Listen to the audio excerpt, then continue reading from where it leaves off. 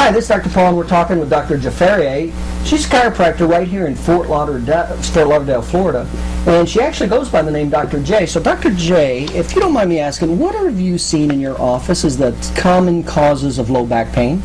Well, there are several common causes of low back pain, such as low back pain can be caused by irritation caused by diseased disc.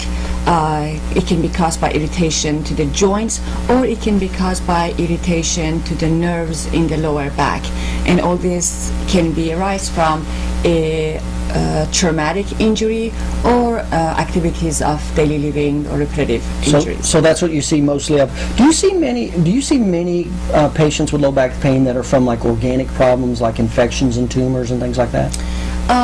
Certainly those can happen, but the majority of people that I see in the office, no, these are patients whose low back pain arise mostly from either disc-related injuries, joint-related injuries, right, or nerve-related injuries, and more physical. I got you. And when you said major or minor trauma, do you see more patients that have been in more major accidents that cause back pain, or just minor things that happen, like what you were saying, activities of daily living?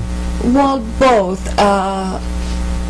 There are those patients who have been in an immediate accident and injury, and it doesn't necessarily have to be an auto injury. It can be a sports-related injury, a work-related injury, or a slip and fall injury. But we also see those patients who did not have an immediate injury the week before, the months before, and they do come presenting, asking relief for their lower back, but they most of the time had some type of injury previously, few years earlier, that eventually led to lower back pain few years later. Oh, I see. That makes sense. So they kind of usually have had episodes or something like that from an older injury. Major injury. I yes. see. And when they have that injury, you said, what were the three major reasons when they do have that?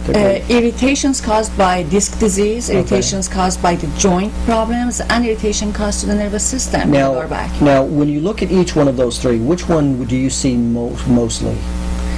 If they are from an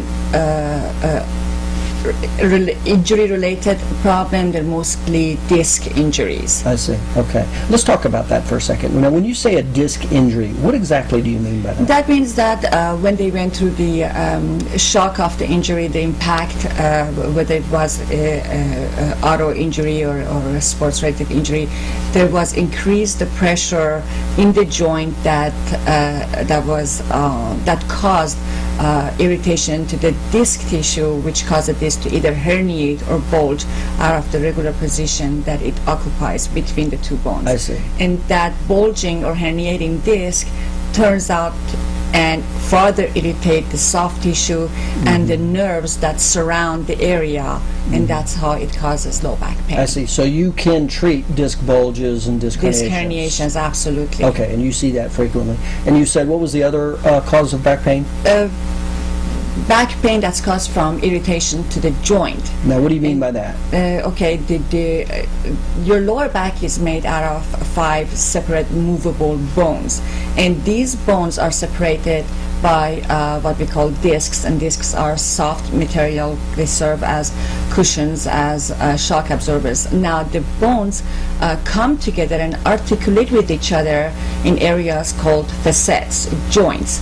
And if due to bad posture or repetitive movements or other types of injuries, the normal biomechanics in the lower back has changed, and it has affected the way the bones articulate with each other at the level of the joint, then that can cause lower back pain, because the joints are now irritated.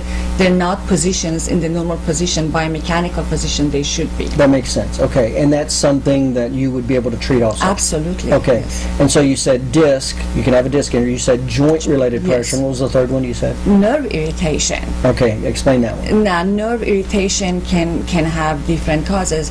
Not only nerve irritation can be caused by an injury to the disc, an irritation to the joint, but also, as I mentioned, the bones in the spine in the lower back as it is the same way in the entire spine, these are movable segments.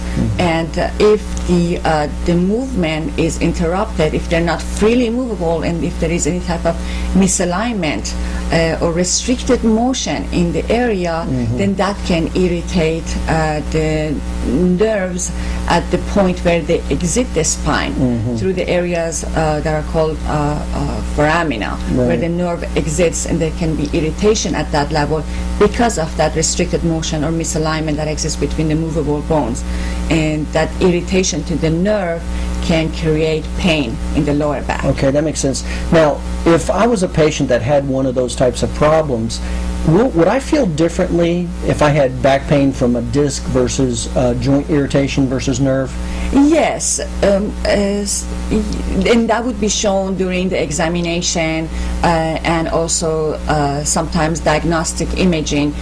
Most of the time, if your lower back pain is related to joint irritation, joint problem, it seems to be more local. Okay. But if you have pain, numbness, tingling down the legs, carried down in the buttocks, in the legs, aggravated knee pain. So if the pain and radiation, numbness, tingling is going down, traveling down extremities, especially in the case of lower back pain, down your legs, then that can be related to a disc injury, a disc problem that's also irritating the nerve tissue at that level, because it is ultimately the nerve that travels down your leg and carries out those pain, numbness, tingling impulses with it down its path. That makes sense. So am I correct in hearing what you said, that you could actually have two of these problems existing together?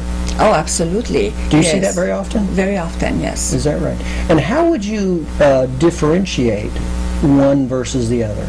We can do diagnostic imaging, MRIs, X-rays. We can look at X-rays, and actually with different positioning, we can see the areas, the openings in the spine when the nerve actually exits, separates from the spinal cord and exits, and look at that opening and to see if it's open enough. There's enough room for that nerve to exit without irritation. We can do further diagnostic imaging such as MRIs. An X-ray would show the hard tissue, the bone, and the space where the discs sit, and the opening where the nerve exits. But an MRI would actually show the softer tissue, such as the disc itself, the condition of the disc. So by doing an MRI, we can see if the disc is bulged, if it's herniated, if it's pressing upon the spinal cord, or if it's occupying some of that opening that's supposed to be pattern open for the nerve to exit. So that would give us a lot more information. Now, would I have to get an MRI if I had back pain and I saw you? No, you don't have to. It depends what the examination shows, what the results of your examinations are, and what your symptoms and your complaints are. I mean, if you're having radiculopathy, if you're having pain down the legs and numbness and tingling down the leg, we suspect a disc problem, a disc injury, and during your history we found out that yes, you did have a major trauma in the past, then we can suspect, if there is decreased muscle strength in your leg during the examination, there is a discrepancy in the sensory distribution in your extremities, and that's shown during the examination, then we can have an educated guess that there is a disc injury, and then we can make sure that that's what it is that you have, so that we can have the best plan of care. I see. So is it a fair statement to say that you don't necessarily need an MRI, but if you find other findings during your exam, you may want to? Yes. Is that okay? Yes. Okay. And is it a fair statement that you treat each of these conditions? Is that a fair statement? Yes. So you routinely treat disc bulges and disc herniations? Joint irritations, nerve irritation, disc bulges, disc herniation, absolutely. Okay. Because all these separately cause low back pain, and we treat many cases of low back pain in the office. And if a patient came in and did not have any of those problems, and let's say they did have an infection, what would you do? Then they would be referred to the appropriate specialist. Obviously, if it's not a physical problem, then it is not a problem that chiropractic physician would take care of. We would then refer them to a medical practitioner who specializes in that condition. And you would be able to determine that in your Absolutely. exam? Yes. Okay, very good. And how can we get in touch with you? Where are you located? What's your phone number? We are located in East Fort Lauderdale, East Commercial Boulevard between Dixie Highway and US 1 on the north side of the street, not too far from Flanagan's, if anyone knows that restaurant.